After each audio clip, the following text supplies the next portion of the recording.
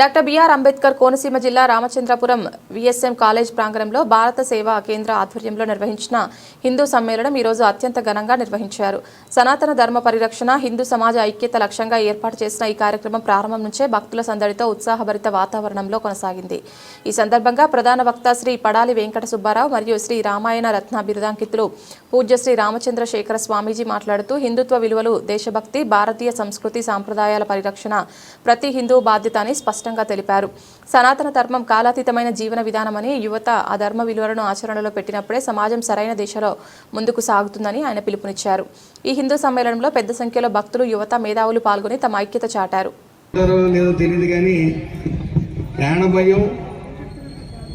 అనేది వచ్చినప్పుడు మాత్రం ఖచ్చితంగా దేవుడు గుర్తుకొస్తారు. ఆ రోజు నుంచి కూడా ఖచ్చితంగా భక్తి భావాలు పెరిగాయి. మళ్ళీ ఇలాంటి ప్రవచనాల వల్ల చాలా ఉపయోగాలు ఉంటాయి. ఇప్పుడు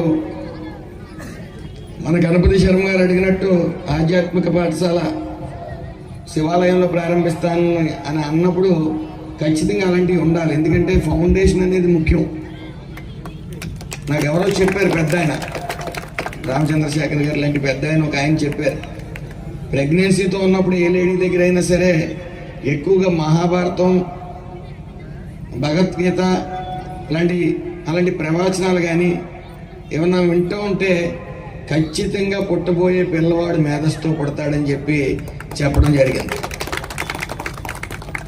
అందులో భాగంగానే గణపతి శర్మ గారు అడిగింది కూడా చాలా ముఖ్యమైన విషయం.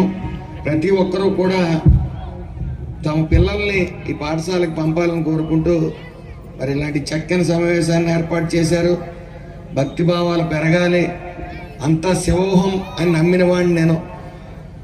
అలాగే నా జీవితాన్ని నేను ఈ పరిస్థితుల్లో ఉన్నానంటే కాకినాడ శ్రీపీఠం పరిపూర్ణానంద సరస్వతి స్వామి వారి యొక్క దివ్యాశీస్సులతో ఈరోజు రామచంద్రాపురం గ్రామంలో జరిగినటువంటి హిందూ సమ్మేళన కార్యక్రమంలో శ్రీపీఠం తరపున శ్రీరామచంద్రశేఖర స్వామి నేను ఇక్కడ రావడం జరిగింది. అయితే హిందూ బంధువులందరూ కూడా కొన్ని వేల మంది ఈ కార్యక్రమంలో పాల్గొనడం జరిగింది. అయితే మన మూలాలు, మన ధర్మాన్ని మనం ఎలా పరిరక్షించుకోవాలి, దాని ముందు హిందువుల యొక్క బాధ్యత ఏమిటి, తల్లిదండ్రులు ఎలా ప్రవర్తించి బిడ్డల్ని ఈ ధర్మంలో ముందుకు నడిపించాలనేటువంటి విషయాల్ని ఇవాళ గురుస్థానంలో ఉండి ప్రవచించడం జరుగుతుంది. కాబట్టి ఆర్ఎస్ఎస్ సంస్థ 100 సంవత్సరాలు పూర్తి చేసుకునే ఈ శుభ సందర్భంగా మరి మన కుటుంబ విలువల్ని, హిందూ ధర్మాన్ని లోకానికి చాటుతూ 1,00,000 చోట్ల ఈ హిందూ సమ్మేళనాలు జరుగుతున్నాయి.